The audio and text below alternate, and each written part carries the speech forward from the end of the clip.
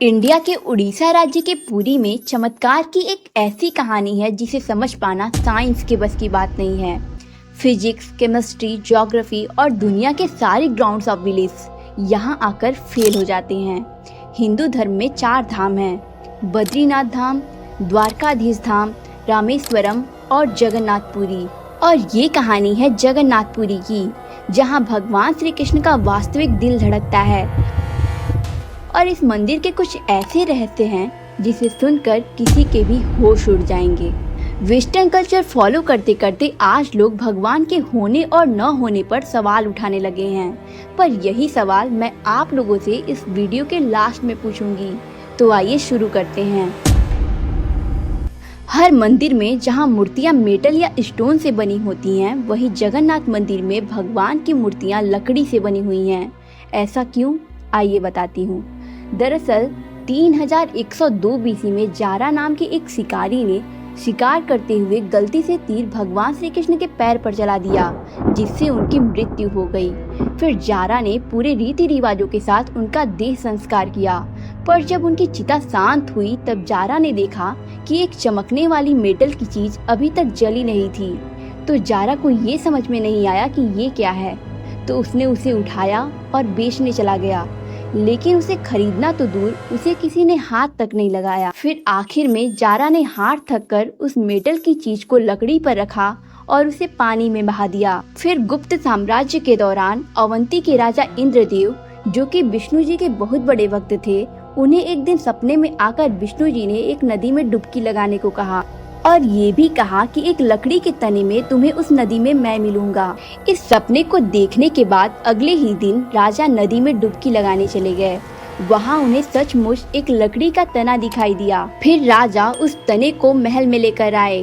राजा ने कई नामी काश्तकारों को बुलाया, उनमें से कोई भी लकड़ी से मूर्ति नहीं बना पाया। फिर कई दिन बीत जाने के बाद एक काश्तकार महल में आया और कहने लगा कि ये मूर्ति मैं बनाऊंगा, लेकिन मेरी एक शर्त है। राजा ने उससे शर्त पूछा, क्योंकि राजा किसी भी शर्त पर मूर्ति बनवाना चाहते थे। तब काश्तकार ने कहा कि ये मूर्ति बनाने के लिए मुझे पूरे 21 दिन का समय चाहिए और मैं चाहता हूँ कि 21 दिन से पहले ना तो कोई मुझसे मिले, ना बात करे और ना ही मेरे किसी काम में विलम्ब डाले। राजा ने ये शर्त खुशी खुशी मान ली। फिर मूर्ति बनाने का काम शुरू हुआ। रोज मूर्ति बनाने की आवाजें भी आती थी, लेकिन फिर धीरे धीरे आवाजें आना बंद हो गईं। रानी को लगा कि शायद भूख प्यासे काश्तकार मर चुका है, इसलिए उन्होंने जहां मूर्ति का काम चल रहा था उस दरवाजे को खुलवाने की जिद की और राजा को उनकी बात माननी पड़ी। जैसे ही दरवाजा खुला वो सब अचंभित रह गए, क्योंकि वहाँ कोई काश्तकार तो था ही नहीं। वहाँ सिर्फ मूर्तियाँ थीं, भगवान जगन्नाथ की, उनके भाई बालभद्र की और उनकी बहन सुभद्रा की। और उसी जगन्नाथ जी की मूर्ति में वह मेटल वाली चीज भी रखी हुई थी, जो कि कुछ और नहीं बल्कि भगवान श्री कृष्ण का धड़कता हुआ दिल था।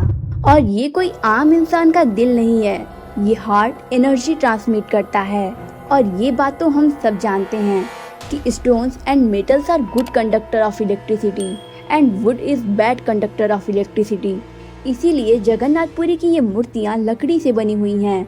यही नहीं, हर 12 साल में एक बार भगवान की नई मूर्ति स्थापित की जाती है और भगवान के दिल को उस नई मूर्ति में शिफ्ट किया जाता है, क्योंकि भगवान के दिल से एनर्जी ट्रांसमिट होता है और वो समय के साथ उस लकड़ी को नष्ट करने लगता है और इसीलिए इसे हर 12 साल में नई मूर्ति में शिफ्ट किया जाता है। पर इसे बदलने का प्रोसेस भी इसी तरह बहुत ज़्यादा इंटरेस्टिंग है, क्योंकि हर 12 साल में एक दिन ऐसा होता है जिस दिन मंदिर में किसी की भी एंट्री नहीं होती। पूरे पुरी शहर की बिजली काट दी जाती है और मंदिर के मेन पंडित की आंखों पर पट्टी और हाथों में ग्लव्स पहनाए जाते हैं और 100% अंधेरे में इस दिल को नई मूर्ति में स्थापित किया जाता है। और ऐसा माना जाता है कि अगर भगवान के दिल को, जिसे ब्रह्म पदार्थ भी कहते हैं, इसे किसी ने गलती से भी देख लिया तो उसकी मौत उसी समय निश्चित है। इसीलिए बिना आंखों पर पट्टी लगाए किसी को भी ये सेरेमनी करने की परमिशन नहीं दी जाती है। इसके अलावा इस मंदिर के ऊपर एक झंडा है जो साइंटिफिक लॉ के बिल्कुल विपरीत है।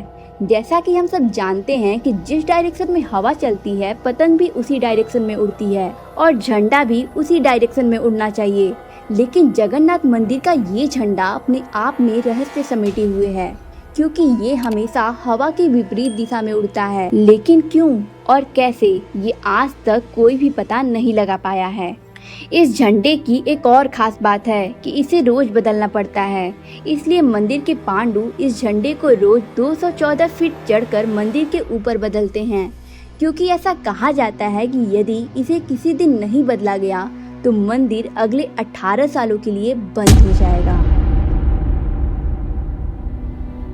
मंदिर में आए भक्तों को रोज प्रसाद बांटा जाता है और उनके लिए वह प्रसाद वहीं बनाया जाता है। लेकिन जगन्नाथ मंदिर में होने वाली हर चीज के पीछे भगवान श्री कृष्ण की कोई न कोई लीला छिपी हुई होती है। मंदिर में रोज 500 लोगों के लिए प्रसाद बनता है, लेकिन भक्तों की संख्या कभी कभी हजारों में भी चली जाती है। लेकिन जगन्नाथ मंदिर में प्रसाद कभी भी कम नहीं पड़ता। कहते हैं इस मंदिर में आज तक एक भी दाना प्रसाद का ना कम पड़ा है और ना ज्यादा, और ऐसा एस्टिमेशन रोज इंसानों के लिए करना इम्पॉसिबल है। प्रसाद की मिस्ट्री यहीं खत्म नहीं होती, इसे बनाने का प्रोसेस और भी ज्यादा इंटरेस्टिंग है। दरअसल प्रसाद लकड़ी की आग पे 7 मिट्टी के बर्तनों को एक के ऊपर एक रखकर बनाया जाता है, जहां साइंस और लॉजिक ये कहती हैं कि सबसे पहले सबसे नीचे वाले बर्तन का प्रसाद पकना चाहिए। पर पुरी के जगन्नाथ मंदिर में साइंस और लॉजिक नहीं चलते, क्योंकि यहाँ सबसे पहले सबसे ऊपर रखे जाने वाले बर्तन का प्रसाद पकता है, फिर उससे नीचे वाले बर्तन का, और ऐसे ही सबसे नीचे वाले बर्तन का प्रसाद सबसे अंत में पककर तैयार होता है। ऐसा क्यों होता है ये आज तक कोई भी समझ नहीं पाया है। इस मंदिर की खूबसूरती शब्दों में नहीं बताई जा सकती। इतना बड़ा मंदिर इतने सालों पहले बिना किसी टेक्नोलॉजी के कैसे बनाया गया होगा। पर क्या आपको पता है कि 214 फीट के इस मंदिर के डोम की परछाई आज तक कभी भी बनी ही नहीं, कभी भी और किसी भी समय। आखिर इसकी परछाई क्यों नहीं बनती है, इसका पता आज तक वैज्ञानिक भी नहीं लगा पाए हैं। The mystery is not over here. जैसा कि हम सब जानते हैं कि कुछ buildings architectures no flying zones में आते हैं, मतलब वहाँ कोई भी ड्रोन, एरोप्लेन्स या कोई भी मैन मेड ऑब्जेक्ट्स पहुँचाने की या उड़ाने की परमिशन नहीं होती है।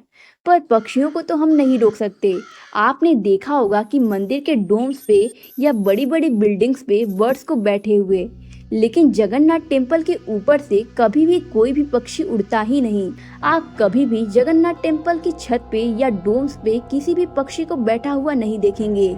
पर हैरानी की बात तो ये है कि कैसे एक बेजुबान पक्षी ये जानता है कि इस मंदिर के ऊपर से उड़कर नहीं जाना है। इस बात का पता भी आज तक कोई नहीं लगा पाया है। सुदर्शन चक्र, जो भगवान विष्णु का अस्त्र है और जो अधर्म का विनाश करता है। जगन्नाथ मंदिर के टॉप पर एक सुदर्शन चक्र है और उसे आप जिस भी डायरेक्शन से देखोगे उसकी फेसिंग आप ही की तरफ दिखाई देगी। भगवान जगन्नाथ, जिनके नाम का मतलब ही जगत के नाथ है, इनके मंदिर में लाखों श्रद्धालु भगवान के दर्शन के लिए दूर दूर से आते हैं। लेकिन इस मंदिर में सिर्फ हिंदुओं को ही दर्शन की अनुमति दी जाती है। किसी भी और धर्म के इंसान को दर्शन बाहर से ही करवाए जाते हैं। जैसे कि हमारी पूर्व प्राइम मिनिस्टर इंदिरा गांधी जी, वो भी जगन्नाथपुरी में दर्शन करने गई थी, पर क्योंकि वो फारसी हैं, हिंदू नहीं, और उन्हें उनका सरनेम फिरोज गांधी से मिला है, इसलिए इंदिरा गांधी को भी दर्शन करने की अनुमति नहीं दी गई थी। सिर्फ यही नहीं, सन 2005 में थाईलैंड के प्रिंसेस महाचक्री सिंधोन को भी जगन्नाथपुरी में एंट्री नहीं दी गई थी, क्योंकि यहाँ फॉरेनर्स अलाउड नहीं हैं। उन्हें भी दर्शन बाहर से ही करवाए गए थे। इसके अलावा 12वीं सदी में बने इस मंदिर को स्विट्जरलैंड की एक महिला ने 1,78,00,000 का चढ़ावा भी चढ़ाया था, और ये चढ़ावा अभी तक का चढ़ाया गया सबसे बड़ा चढ़ावा है। पर फिर भी क्योंकि वह हिंदू नहीं हैं, उन्हें भी दर्शन बाहर से ही करने पड़े थे। हर साल पुरी में जगन्नाथ जी की रथ यात्रा निकलती है और यह 9 दिन का त्योहार होता है, जिसमें भगवान श्री जगन्नाथ, देवी सुभद्रा और भगवान बालभद्र को गर्भगृह से निकालकर रथ पर बैठाकर यात्रा कराई जाती है।